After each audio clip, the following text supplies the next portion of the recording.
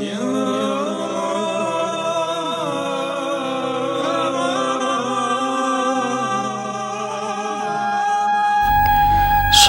kalian subscribe dulu channel ini agar kalian tidak ketinggalan video terbaru dari channel kami. Gatholoco dan Kiai Guru Rejasari. Karena pusing yang teramat sangat, maka dalam batin terasa letih, seperti perasaan prihatin yang berlebihan. Dalam kesedihan itu, disitulah serat ini. Serat Gatholoco tujuannya untuk mencari solusi sebagai pelepur lama dan menenteramkan jiwa yang sudah terlanjur sedih itu. Sebagai pembuka kisah, diceritakan ada 3 orang kiai di Pondok Rejasari. Ketiganya pandai mengajarkan ilmu, banyak santri yang tertarik belajar kepada mereka. Usai subuh, setelah melakukan sembahyang, ketiganya berganti pakaian karena akan melakukan perjalanan panjang. Memasuki fajar, mereka berkemas berangkat bersama-sama. Ada 6 siswa yang mengikuti di belakangnya. Mereka membawa berbagai bekal perlengkapan, diantaranya sajadah dan kitab yang jumlahnya 24 buah. Mereka bermaksud mengunjungi sebuah pondok di Cepekan, di mana tinggal seorang guru santri tersohor, namanya Kiai Hasan Besari. Kiai ini terkenal paling pintar di antara yang lain. Berbagai ilmu telah dikuasai. Semua guru berguru kepadanya.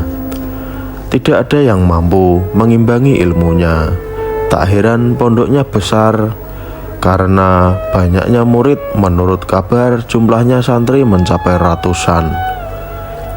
Kembali ke yang sedang melakukan perjalanan, tujuannya semua ke arah barat. Cuaca saat itu sedang cerah, makin siang makin jauh jarak yang mereka tempuh. Sementara sinar matahari begitu panasnya. Saat kemudian mereka pun istirahat di pinggir jalan, di bawah pohon beringin yang rimbun tenang. Kain bawaannya digelar ditempatkan pada bagian yang teduh pohon beringin. Semua duduk bersimpuh. Tongkat yang dibawa sang kiai ditancapkan di tanah. Semua murid duduk membentuk jajaran. Dari bibir ketiga guru terdengar suara perlahan memuji, menghitung tasbih. 6 murid mengikuti, kemudian melakukan zikir, berlenggak-lenggok, manggut-manggut, geleng-geleng kepala. Tidak lama kemudian dari kejauhan terlihat sosok manusia berjalan mendekat. Tubuhnya pendek kecil, berambut keriting. Wajahnya kusam, mata juling dan kedua alisnya bertemu, hidung pesek, mulut kecil, gigi menonjol keluar dan putih. Bibirnya tebal berwarna biru, dagu besar menonjol, telinga mengkerut, leher pendek dan membesar, bahu ramping, tangan pendek dan kuat. Jari-jari tangannya tak beraturan, dadanya terletuk-letuk, perut melembung dan pantatnya menggantung. Dengkulnya membentuk huruf X dan jalannya terlatih-latih.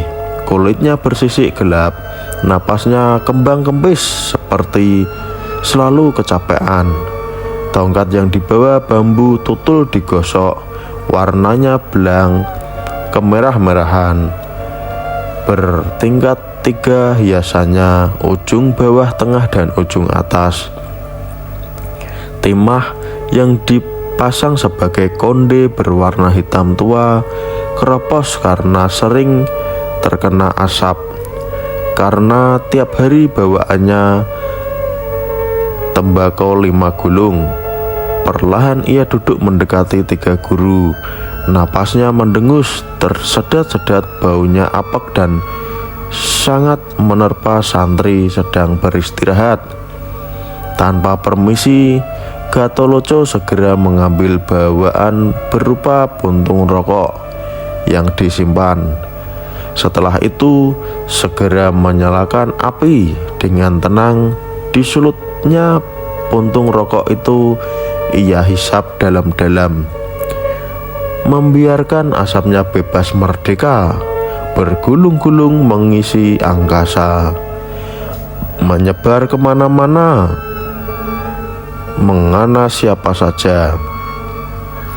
Semua santri kelebihan oleh bau rokok yang sangat sengit itu. Mereka menunduk dan memalingkan muka, sebagian menutup hidung, yang lainnya berbatuk-batuk dan pindah tempat duduk. Semua santri beralih di belakang guru, berusaha menghindar bau. 3 guru melihat sosok laki-laki dekil itu bersikap waspada. Dari sorotan matanya mencerminkan ketidaksukaan, dan dari raut mukanya menunjukkan ketidaksenangan. Tak sadar ketika guru itu menyebut asma Allah. Astagfirullah, itu manusia atau bukan? Selama hidup di dunia belum pernah aku melihatnya. Begitu gumam mereka mendengar gumam lirih itu di antara sesama yang ada di tempat itu, saling menoleh, kemudian saling ngerasani, membeber kejelekan orang yang ada di dekatnya, dilontarkan pada sesama sahabatnya. Lihatlah manusia yang kurang pengetahuan itu, tidak mengerti semua nabi di dunia sudah celaka. Belum di kemudian hari disiksa di akhirat lipat 1000 kali dari yang dialami di dunia. Karena itulah saranku yang rajin mengaji, biar tahu ajaran Rasulullah. Siapa saja yang ikut ajaran Nabi pasti selamat dunia akhirat, mendapatkan kemuliaan. Sebaliknya, siapa yang tidak mau ikut ajaran Nabi akan mendapatkan celaka. Tapi saya kira itu manusia, kata Ahmad Arif menyala. Jelas dia bukan manusia, anak setan berkesan, mungkin keturunan hantu wewe, sahabat Abdul Jabbar. Bertaruh teka-teki hidup, Gatholoco bukan tak mendengar olok-olokan yang menyakitkan itu. Ia sudah lama melatih diri melupakan kenikmatan hidup di dunia yang semesta. Mentulikan telinga, membutakan mata, dan mempuasakan mulutnya yang bisa menyerocos kemana-mana, melakukan uslah di hiruk pikuk keramaian. Namun lama-lama watak kemanusiaannya kambuh. Ia tetap tidak mau menyahuti, tetapi merasa sakit hati.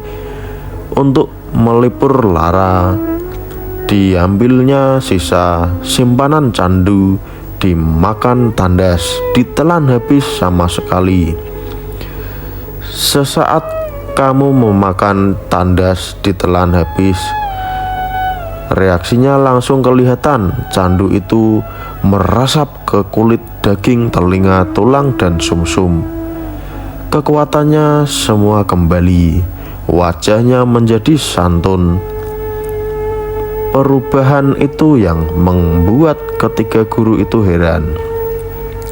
Tidak habis pikir terhadap perbuatan Gatholoco yang demikian itu.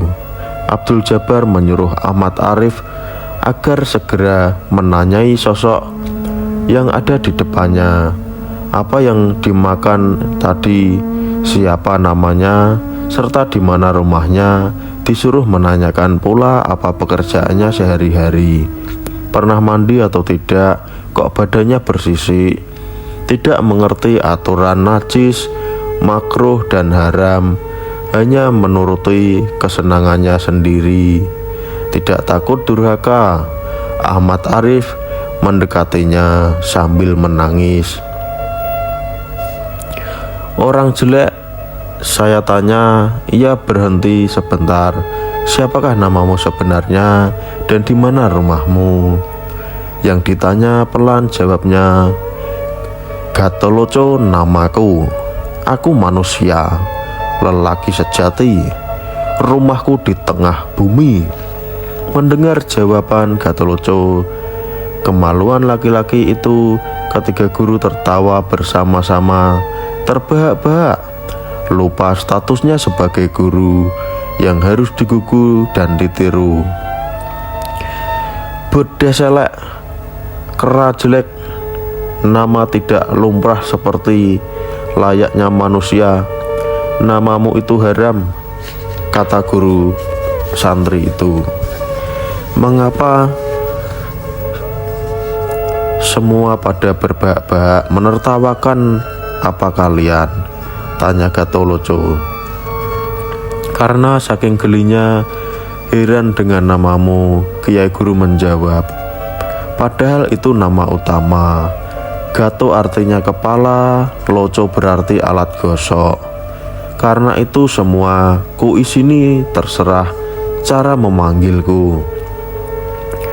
Pasti ku jawab, namaku ada 3. Yang satu barang kinisi, satu barang pengalusan.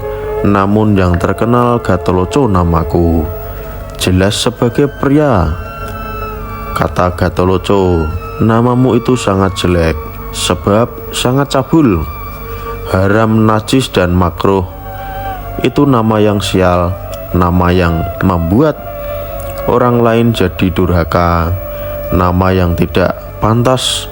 Sudah disebut dalam kitab, membenci yang haram jika mati akan naik surga, sedang yang menyukai barang haram masuk neraka, terang Kiai Guru. Gatholoco meledek, melihat dengan sinis ketika guru itu, kemudian meledek tawanya. Suaranya sumbang, melengking nyering seperti rongsokan panci yang ditabuh tak beraturan. Aturanmu yang keliru. Siapa yang bisa mengelus rahasia? Sungguh manusia yang utama. Itu sialnya priyayi yang menjadi demang peneweru, wedana serta bupati. Tak pernah lain, tapi saya tak menjadi priyayi. Hanya namaku nama rahasia yang mulia. Untuk itu kelak keturunanku menjadi priyayi besar. Mendengar Kiai Guru diejek, Abdul Jabbar menjawab bengis, mukamu seperti musang. Mengapa kamu mengaku benar-benar pria? Ucapanku tidak salah, aku mengaku pria sejati. Benar pria sejati. Sesungguh-sungguh rahasiaku di muka kesejatian hidupku tidak akan mati. Mukamu seperti ular, lama tak terkena air, kata ketiga guru santri itu dan marah. Picik betul pandanganmu, seumpama aku mandi air, badanku ini sudah terisi air. Jika mandi api, dalam badanku juga sudah berisi api. Maka jika ingin bersih badanku, justru kugosok dengan tanah, karena aslinya memang dari tanah. Malah kalau aku mandikan dengan angin beliung, justru badanku menjadi sumber angin. Ngomong kacau, kutunjukkan ya untuk mandi yang sebenarnya itu air agar suci badanmu, ujar tiga guru santri itu. Kamu itu ternyata santri yang tak tahu aturan. Jikapun suci karena air, aku sudah merendam 9 bulan diam tidak mencari pengetahuan. Sesungguhnya aku mandi air dengan tekad suci yang hening agar dalam hati tidak terganggu. Kalaulah misalnya sampai salah masuk, itulah ciri mandi manusia yang sebenar-benarnya. Orang wajahnya seperti anjing kurus, siapa yang percaya kau punya pikiran jujur? Aku yakin kamu tidak tahu batal, haram, makruh, najis, apalagi sampai menyingkirkannya. Tuhanmu hanya halal, meskipun arak, daging babi kalau doyan, meski kamu makan tidak takut durhaka. Ucap para santri itu. Itu benar, tidak pakai tedeng aling-aling. Memang begitu persis seperti jawabanmu itu, jawab Gatholoco. Pantas sekali hidupmu celaka, melarat selamanya, tidak punya beras padi, pakaiannya compang-camping, semua kain aus. Sejak muncul tidak pernah makan enak, tidak pernah merasakan manis dan gurih, kurus tak punya rumah, lebih halal alasannya setan, ujar 3 guru santri itu. Hei, boleh kau kaya, pakaian dan pangan berupa banyak yang kau punya, berapa tumpuk itu najis kalau disimpan. 3 guru ketika mendengar itu tertawa berbahak-bahak. Pakaian yang sudah rusak bercampur tanah, najisku yang jatuh di bumi, semua sudah bercampur tanah. Jika begitu masih lumrah manusia seimbang namanya, berbeda dengan namaku. Semua ini, seluruh isi bumi, seluruh angkasa menjadi milikku. Yang baru dan serba bersinar tak akan kupakai. Biar saja dikenakan kerabatku. Aku sendiri cukup pakai pakaian yang jelek. Mengapa aku cukup pakai pakaian ini? Tahu alasannya. Makanan yang enak, yang manis gurih rasanya dan pedas asin itu dimakan seluruh orang yang bersifat hidup. Sedangkan aku cukup mengetahui sehari-hari dan menulis sastra. Sudah 20 tahun buah aku hasilkan, aku simpan dalam hatiku dan pikiranku. Aku sendiri makan tiap hari, memilih yang lebih panas serta yang paling pahit. Najisnya menjadi gunung, semua gunung yang ada. Makanya bumi terus mengeluarkan asap.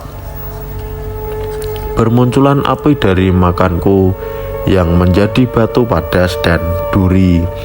Begitu juga candu, itu adalah santapan lezatku.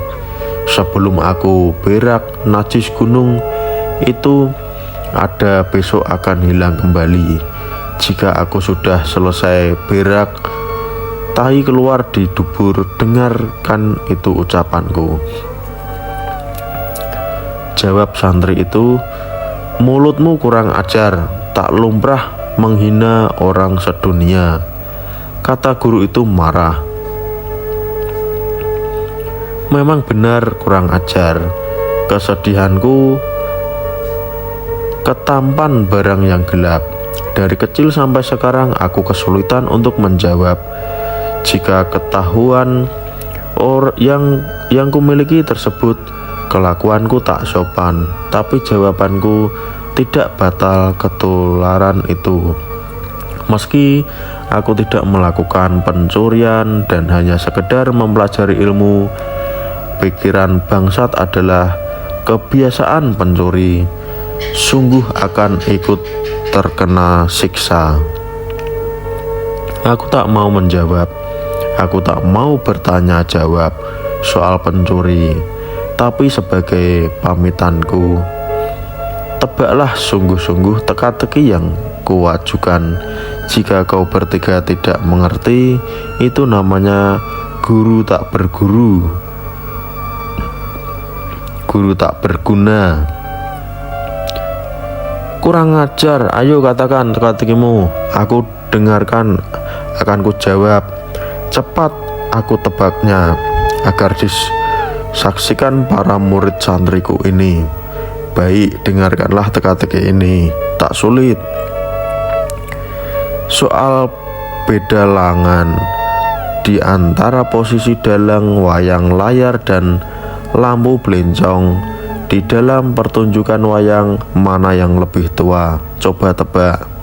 Jika kalian benar-benar pandai, pasti tahu. Wayang dan hakikat hidup. Semua yang mendengar tertawa. Mereka menganggap teka-teki Gatholoco gampang dan lucu. Yang pertama menjawab adalah Ahmad Arif. Ia berpendapat di antara keempatnya layarlah yang paling tua. Alasannya, sebelum ada dalang dan wayang dan sebelum lampu belencong dipasang, layar sudah lebih dulu ada, lengkap di 4 arah, bawah, atas, kiri, dan kanan. Layarlah yang paling tua. Jawaban ini belum sempat dimintai tanggapan. Kebenarannya Abdul Jabbar sudah menyahut, Ahmad Arif, tebakanmu keliru. Dalanglah yang paling tua. Adanya layar, wayang, dan lampu belencong semuanya karena dalang. Jadi yang paling tua adalah dalang.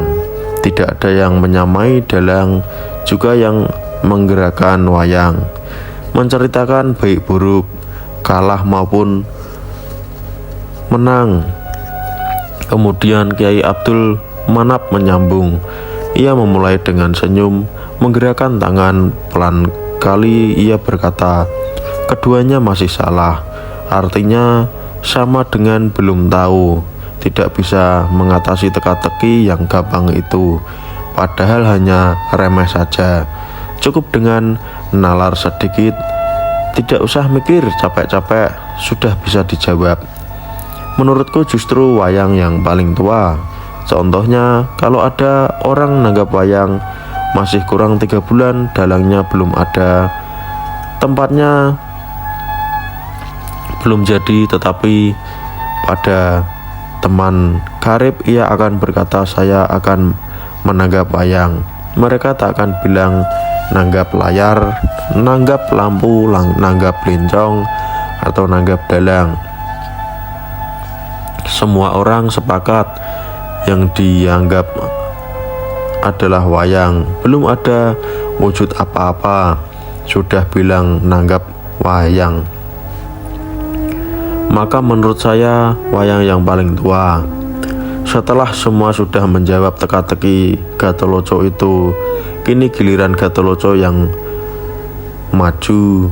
Gayanya menjengkelkan. Satu kaki diangkat di atas batu dan berkata perlahan, menirukan gaya orang guru alim.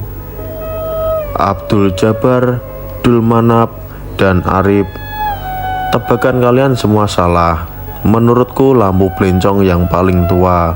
Soalnya meski layar dipasang gamelan siap, dalang sudah datang, penabuh gamelan sudah duduk. Tetapi kalau masih gelap, tempatnya jelas, pertunjukan wayang belum bisa dimulai. Dalangnya akan menolak tampil untuk membabar satu persatu watak wayang. Yang nonton tak tertarik, tak ada yang mengerti juga warna wayang yang menyeratkan karakter tokoh, tak ada yang tahu warnanya karena masih gelap, tidak bisa dilihat. Kalau lampu belencong sudah nyala, memancarkan sinar yang terang benderang, maka layarnya akan kelihatan di bawah atau di atas. Dan di kanan pada Pandawa, di kiri ada Kurawa. Di bawah lampu Ki Dalang menolak atau menerima akan menimbang besar kecilnya wayang, dan satu persatu wataknya disesuaikan dengan suaranya. Semua itu berkat pertunjukan lampu belencong. Karena itu lampu belencong yang paling tua. Sedang bunyi gamelan dan wayang diiringi itu. Tergantung dalang si wayang biar pun punya suara besar atau kecil, nasibnya terletak di tangan dalang. Dia pakan saja dalang yang punya kuasa untuk mewakili ucapan menggerakkan wayang. Namun semua itu karena perintah yang nanggap yang bernama Kiai Sepi. Sepi berarti tidak ada, adanya ada jika digelar. Sungguh-sungguh abadi, tidak berubah, tidak kurang, tidak lebih, kendati yang paling berkuasa terhadap gerak wayang adalah ucapan Ki Dalang. Tidak disuruh tidak berguna, tapi apapun yang terjadi yang pasti laksanakanlah yang buruk dan yang baik sekaligus, sebab yang nonton toh hanya orang yang nanggap, yaitu yang bernama Kiai Urip. Kalau lampunya sudah mati, semua jadi sepi, tidak ada apa-apa. Seperti aku belum lahir, gung liwung liwong kosong, suwung tidak ada apa-apa satupun. Layar itu mestinya raga, wayangnya sukma sejati, dalangnya Rasulullah Muhammad. Lampu belencong petunjuk hidup, itu ibarat Tuhan. Sinar kehidupan itu menerpa danmu luar dalam bawah atas. Allah yang mencipta. Kalau wayang selesai ditanggap, wayang dan layar disimpan dalam kotak belencong, pisah dengan layar, pisah dengan wayang. Kemana hilangnya sinar lampu belencong? Carilah sampai ketemu. Kalau tidak tahu berarti kamu hidup seperti arca. Kalau kelak kamu mati, hidupmu ada di mana? Sekarang kamu hidup, mati ada di mana? Hidupmu akan mati, mati itu membawa hidup. Yang mana kubur-kuburmu dan kau bawa kemana? Tunjukkan di mana tempatnya. Gatotkaca terus petakilan nyerocos tak bertulang memberi khotbah pada siapa saja. Dengan air liur berhamburan seperti gerimis, fisiknya yang jelek dengan aroma yang tak sedap menambah jijik siapapun yang berdekatan.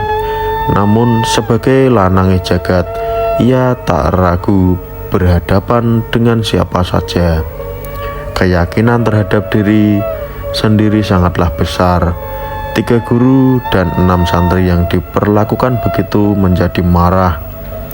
Pertanyaan dan jawaban yang dilontarkan Gatotkaca dianggap tak lumrah. Dengan tergesa-gesa, rombongan ini meneruskan perjalanan, menganggap Gatotkaca gila, membiarkan Gatotkaca duduk sendirian, mengumpat batuk-batuk dan duduk tangkeringan sekehendaknya. Begitulah Gatotkaca yang berdebat dengan para santri. Apa pendapat kalian tentang video ini? Silahkan beri komentar di bawah ini.